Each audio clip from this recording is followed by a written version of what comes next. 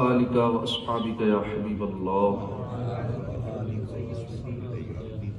الصلاۃ والسلام علیک یا نبی اللہ وعلی آلک و اصحابک یا نور اللہ۔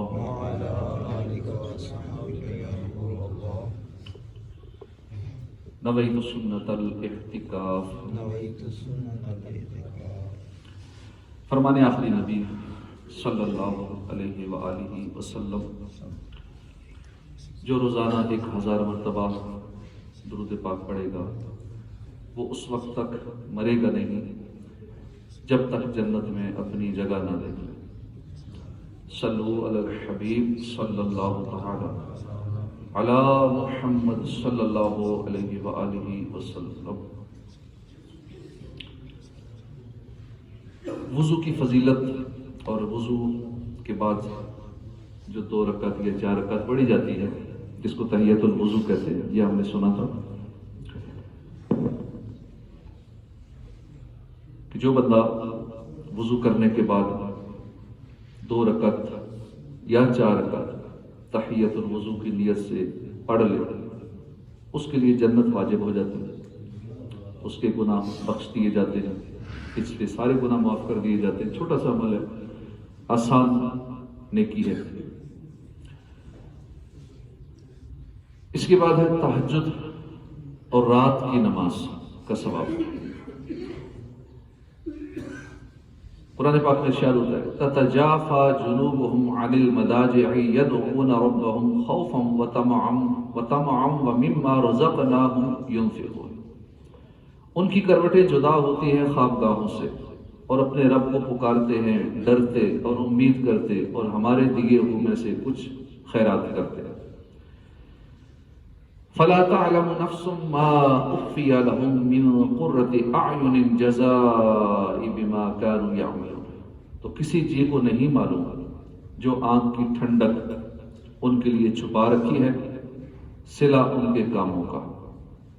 صلاۃ اللیل کی ایک قسم ہے تہجد، عشاء کے بعد رات میں سو کر اٹھیں اور نوافل پڑھیں۔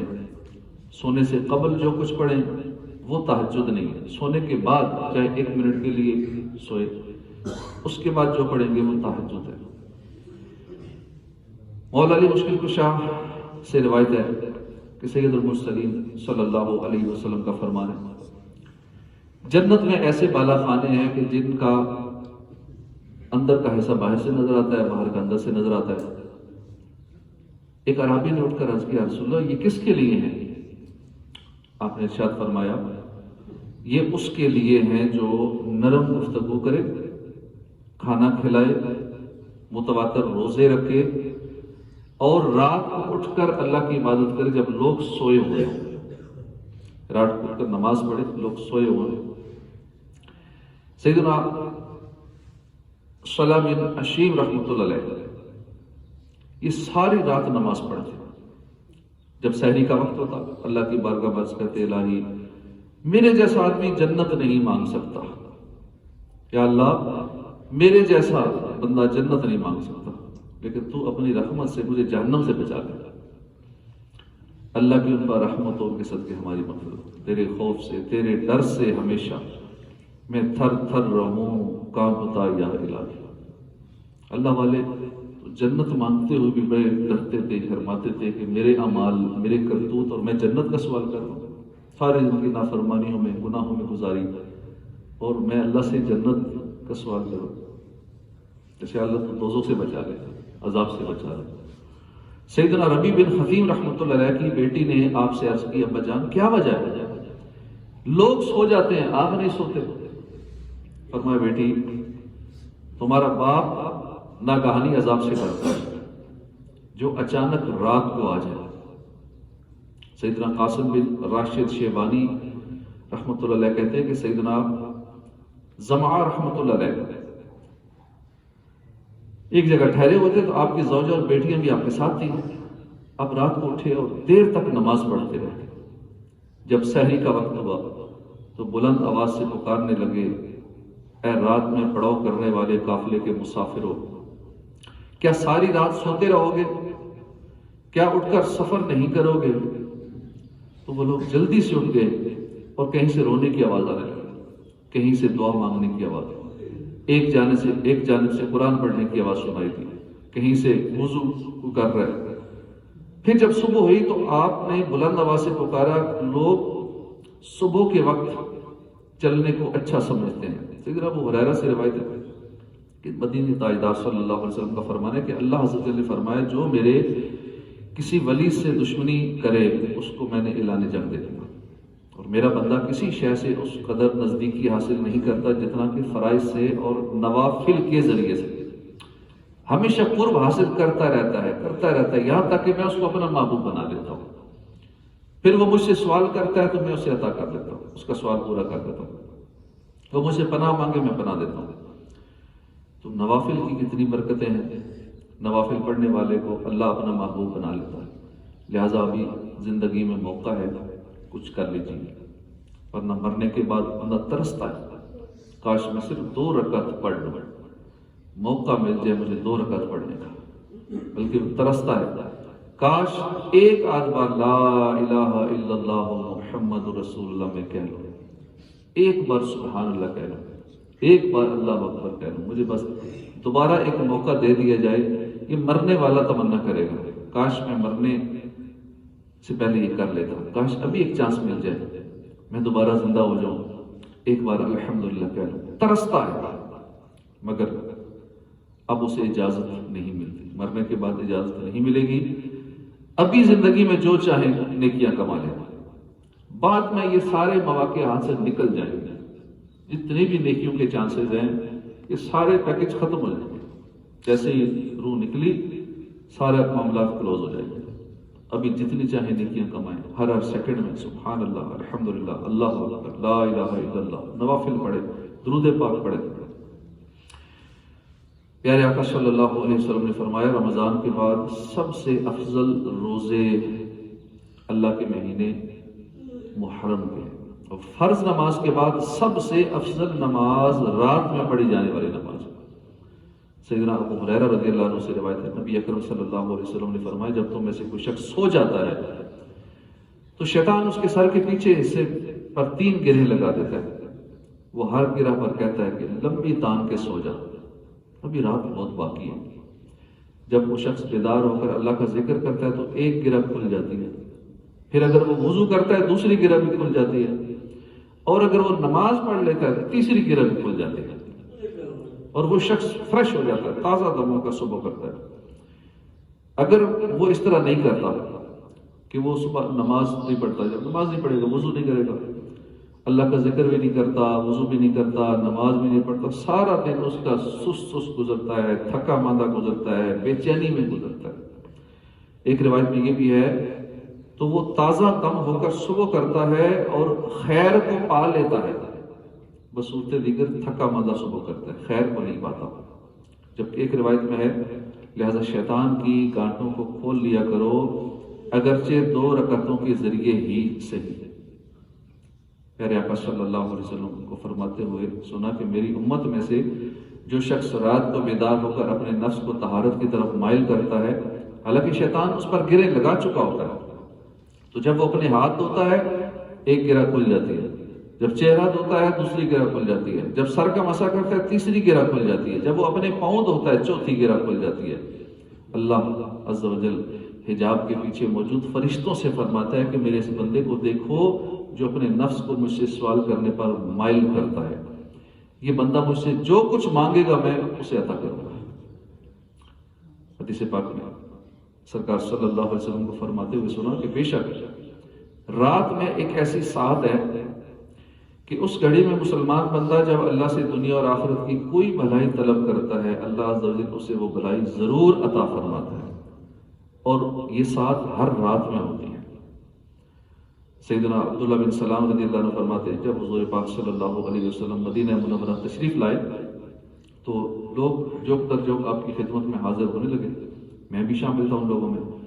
جب میں نے آپ صلی اللہ علیہ وآلہ وسلم کے چہرہ مبارک کو غور سے دیکھا اور آپ صلی اللہ علیہ وسلم کے بارے میں چھان بین کی تو جان لیا کہ یہ کسی جھوٹے کا چہرہ نہیں ہے۔ اور پہلی بات جو میں نے رسول اکرم صلی اللہ علیہ وسلم سے سنی وہ یہ تھی کہ اے لوگوں سلام کو عام کرو، محتاجوں کو کھانا کھلایا کرو، صلہ رحمی اختیار کرو، اور رات کو جب لوگ سو رہے ہوں تو اس وقت نماز پڑھو۔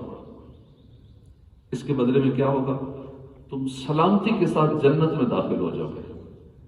یہ 3-4 کام ہیں۔ سلام کرنا، جانتے ہیں کسی مسلمان کو، نہیں جانتے اس کو سلام کریں، کھانا کھلانا، صلہ رحمی کرنا، اور رات کو نماز پڑھنا۔ بس یہ کام کر لو، سلامتی کے ساتھ، آرام سکون کے ساتھ جنت میں داخل ہو جاؤ۔ نبی اکرم صلی اللہ علیہ وسلم نے فرمایا، بے شک جنت میں کچھ ایسے محلات ہیں جن میں آر پار نظر آتا ہے۔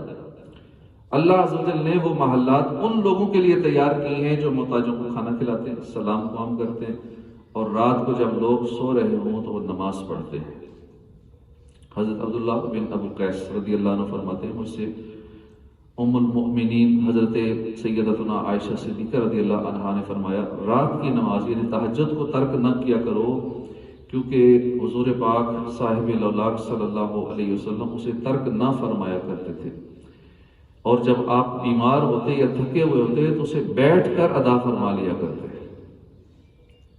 سیدنا یوسف بن مہران کہتے ہیں کہ مجھ تک یہ بات پہنچی ہے کہ عرش کے نیچے مرغ کی صورت کا ایک فرشتہ ہے جس کے ناخن موتی کے اور قلغی سبز زبرجد کی ہے۔ جب رات کا تہائی ایسا گزر جاتا ہے تو اپنے پروں کو پھڑپھڑاتا ہے اور کہتا ہے قیام کرنے والے اٹھ جائیں۔ پھر جب آدھی رات گزر جاتی ہے تو اپنے پروں کو پھڑپھڑاتے ہوئے کہتا ہے تہجد پڑھنے والے اٹھ جائیں۔ جب 2/3 رات گزر جاتی ہے تو اپنے پر پھڑپھڑا کر کہتا ہے نمازی اٹھ جائیں۔ جب فجر طلوع ہو جاتی ہے تو کہتا ہے کہ غافل لوگ اٹھ جائیں، ان کے گناہ ان کے سر پر موجود ہیں۔ بعض بزرگان دین اللہ عز و جل کو بعض نے خواب میں دیکھا اور اللہ عز و جل کو فرماتے ہوئے سنا کہ مجھے اپنی عزت و جلال کی قسم، میں سلیمان تیمی کے ٹھکانے کو ضرور عزت والا بناؤں گا، کیونکہ اس نے 40 سال تک میرے لیے عشاء کے وضو سے فجر کی نماز ادا کی۔ تو تہجد گزار کو چاہیے کہ کھانے پینے کے معاملے میں بقدر کفایت کھائے، دن کے اوقات کو جھوٹ، لغویات، غیبت وغیرہ سے پاک رکھنے کی کوشش کرے، یعنی ہر طرح کے گناہ سے، حرام، ناجائز کو دیکھنا، بدنگاہی کرنا، اسی طرح میوزک سے اپنے کانوں کو بچانا، غیبتوں سے بچانا، یہ سلسلہ رکھے، گناہوں سے اپنے آپ کو دن بھر بچائے۔ کھانے پینے کے معاملے میں یعنی کم کھائے، بقدر کفایت کھائے، اللہ کا خوف رکھتے ہوئے رات میں عبادت کرنے کی عادت بنائے، کامل وضو کرے، آسمانوں کی وسیع کائنات میں غور و فکر کرے، دعا کرے، حضور قلبی کے ساتھ نماز پڑھے تاکہ جو کچھ تلاوت کر رہا ہے اس کا مطلب ہی سمجھے۔ تو اس طرح ہمیں کوشش کرنی چاہیے روزانہ تہجد کی سعادت حاصل ہو جائے، تحیۃ الوضو کی سعادت مل جائے، اسی طرح اشراق الجاشت اوابین کے نوافل ادا کرنے کی سعادت ملے، اور رمضان میں بھی اگر ان چیزوں کی عادت نہ بنی تو اس کے بعد پھر کیسے بنے گی؟ شیطان بھی آزاد ہوگا، پھر نیکیاں کرنا اور زیادہ مشکل ہو جائے گا۔ جب آسان ہے ابھی نیکیاں کرنا، شیطان قید ہے، ماحول بنا ہوا ہے، نیکیوں والا ماحول ہے، جو سارا سال نہیں بھی نیکیاں کرتا اس کا بھی رمضان میں کچھ نہ کچھ ذہن بن ہی جاتا ہے، لوگ نیک کاموں کی طرف مائل ہو جاتے ہیں، توبہ طائب کی طرف مائل ہو ہی جاتے ہیں۔ رمضان میں بھی اگر ہم نیک نہ بن سکے، رمضان میں بھی اپنے آپ کو نمازوں کا عادی نہ بنا سکے، تہجد گزار نہ بن سکے، اشراق چاش، توابین، دیگر نوافل، کثرت سے ذکر و اذکار، درود پاک، ان تمام نیکیوں کا عادی اگر ہم رمضان میں نہ بنا سکے خود کو، تو پھر کیسے بنائیں گے سارا سال؟ تو بقیہ جو دن رہ گئے کوشش کریں ان کو غفلت میں نہیں گزارنا چاہیے۔ جو نیک اعمال ابھی تک نہیں کر سکے، بس 2 عشرے تو ختم ہو چکے تقریباً، دوسرا عشرہ بھی اینڈ ہی ہے، آخری عشرہ باقی ہے، تو اس آخری عشرے میں ہو سکے تو اعتکاف کی سعادت حاصل کر لیں تاکہ اور زیادہ کنسنٹریشن کے ساتھ ہم تمام اعمال کو سر انجام دے سکیں۔ اگر کوئی مجبوری ہو پھر بھی کوشش کریں اپنا جتنا وقت ہو ذکر و اذکار میں، نیک کاموں میں اپنے آپ کو، یہ ٹریننگ سیشن ہوتا ہے، ٹریننگ پیریڈ ہے رمضان کا، اس دوران جو ہم چاہتے ہیں کہ بعد میں ایک کنٹینیوٹی رہے ہماری، وہ اعمال ہم اس کے عادی رہیں رمضان کے بعد بھی، تو ابھی سے ہمیں اس کے استقامت کے ساتھ وہ کام کرنے ہوں گے۔ تو اللہ پاک ہمیں توفیق عطا فرمائے اور اعتکاف کی سعادت نصیب فرمائے۔ دعا بھی کرتے رہے اللہ آسانی فرمائے، اعتکاف کی سعادت نصیب فرمائے۔ بعض کا ہو سکتا ہے کہ ان کی نیت بھی ہو، چھٹی بھی لے لی ہو اور بھی کام کاج موقوف کر کے کاروبار میں سے وقت نکال کے ذہن بن چکا ہو، لیکن اللہ کی توفیق نہ ہوگی، بیمار ہو جائیں کیسے اعتکاف بیٹھیں گے، اور کوئی مسئلہ بن جائے، تو اللہ کی توفیق بھی ضروری ہے کہ اللہ اپنے گھر میں بیٹھنے کی اجازت بھی عطا فرمائے، توفیق بھی عطا فرمائے۔ اسی صورت میں ہم اعتکاف کی سعادت حاصل کر پائیں گے، خود بھی اعتکاف بیٹھیں، اوروں کو بھی اس کی ترغیب دلائیں۔ ہمارے کہنے سے اگر کوئی اعتکاف بیٹھ جاتا ہے تو 10 دن وہ عبادت کرے گا، ہمیں کہنے کا ثواب ملے گا۔ ہمارے کہنے سے، تھوڑے سے زبان سے ترغیب دلانے سے 10 دن کا اعتکاف کر لیتا ہے۔ ویسے اس کا ذہن نہیں تھا، ہم نے 1-2 باتیں سنائی، حدیث پاک سنا دی، فائدے بتا دیے کہ روزانہ 1 حج کا ثواب ملے گا، 2 حج 2 عمرے کا ثواب ملے گا، سارے گناہ بخش دیے جائیں گے، یہ نیکیاں ملیں گی۔ اب یہ چند ایک باتیں بتانے سے کوئی بیٹھ جاتا ہے اعتکاف، تو انشاءاللہ ہمیں مفت کا 10 دن کا، اس کی نیکیوں کا، اس کے روزوں کا، اس کی عبادات کا ثواب انشاءاللہ ہمیں ملتا رہے گا۔ اللہ پاک توفیق عطا فرمائے، آمین بجاہ النبی الامین صلی اللہ تعالی علیہ وآلہ وسلم۔